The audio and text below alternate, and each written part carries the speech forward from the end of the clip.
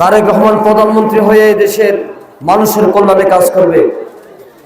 শেখ হাসিনার ষড়যন্ত্রে বিগত 17 বছর দেশে আসতে পারেননি, আমরা শুনতে পেয়েছি ইনশাআল্লাহ খুব কম সময়ের মধ্যে ঈদের পরপরই আমাদের প্রিয় নেতা বিএনপির ভারপ্রাপ্ত চেয়ারম্যান, বাংলাদেশের মানুষের আশা আকাঙ্ক্ষার প্রতীক আগামীর প্রধানমন্ত্রী তারেক রহমান সাহেব বাংলাদেশে যাতে অতি দ্রুত ফিরে আসতে পারে, এই মাহে রমজানে আপনারা একটু দোয়া করবেন।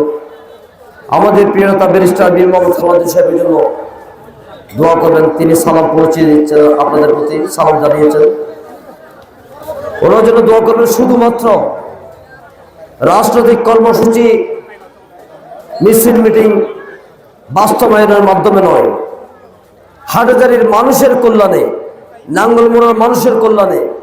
নাঙ্গলমোড়া যেমন একটি ইউনিয়ন, এভাবে 14টি ইউনিয়ন রয়েছে, একটি পৌরসভা রয়েছে। হাটহাজারীর মানুষের কল্যাণে যাতে প্রকৃতপক্ষে একজন রাজনীতিবিদ, সমাজসেবক হয়ে এই হাটহাজারীর মানুষের কল্যাণে কাজ করতে পারে, আমাদের প্রিয় নেতা ব্যারিস্টার মীর হামজা সাহেবের জন্য চাচ্ছি আপনাদের কাছে। আর আমরা যারা জিয়াউর রহমানের আদর্শের কর্মী হিসেবে দলের কাজ করি, আমাদের জন্য দোয়া করবেন। আমরা